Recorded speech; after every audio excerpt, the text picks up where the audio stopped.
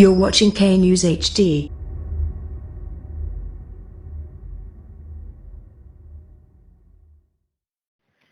अस्सलाम वालेकुम। आप देख रहे हैं के न्यूज चैनल। खबर शामिल करते हैं तानलियावाला से। हमारे नुमाइंदे अली हसन साबरी की रिपोर्ट के मुताबिक तानलियावाला के गांव 402 गाबे के 62 शख्सियात मजहर हाशमी और इसके साथियों ने लॉकडाउन, गुर्बत और महंगाई चक्की में पिसती हुई आवाम को एहसास इमदाद का झांसा देकर 50 रुपए फी फार्म लेना शुरू कर दिए।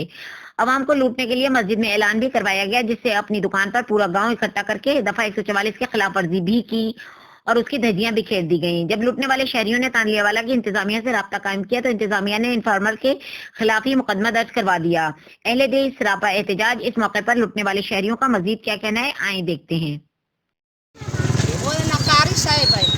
कारी साहब 50 रुपया ले साडे कोल ते सनैन शाह रोके आया ते ज्यादती होंदे ना कर ते ऐसी सुकून सनैन शाह कीता ते थानेदार भाई ज्यादती करता पे गरीब बीमार है तो कारी लोट ले आए और की करने कीता है कारी की कीता ਤੁਹਾਡਾ ਉਹ ਜੀ ਉਹ ਸਵਾ ਕੇ 50 ਰੁਪਏ ਦੇ ਸਾਲ ਤੇਰਾ ਫਾਰਮ ਕਿਹੜਾ ਫਾਰਮ ਹੈ ਪੈਸੇ ਦਿਨ ਦੀ ਸਾਲ ਸ਼ੀਆਂ ਜ਼ਿਮੀਂਦਾਰਾਂ ਇੱਥੇ ਯਕਮ ਅਪ੍ਰੈਲ ਨੂੰ 3 ਬੰਦੇ ਪੈਸੇ ਲੈ ਰਹੇ ਹਨ, ਕਾਰੀ ਮਜ਼ਹਰ ਸ਼ਾਹ ਤੇ ਫਿਜ਼ਾਨ ਸ਼ਾਹ ਤੇ ਕੁਨੈਨ ਸ਼ਾਹ। ਇਹ ਤੋਂ ਪਿੰਡ ਦੇ ਬੰਦਿਆਂ ਸਾਨੂੰ ਫੋਨ ਕੀਤਾ ਕਿ ਸਾਡੇ ਨਾਲ ਜ਼ੁਲਮ ਜ਼ਿਆਦਤੀ ਹੋ ਰਿਹਾ। ਅਸੀਂ ਆਏ ਆ, ਉਹਨਾਂ ਨੂੰ ਰੋਕਿਆ ਹੈ, ਉਹ ਨਹੀਂ ਰੁਕੇ।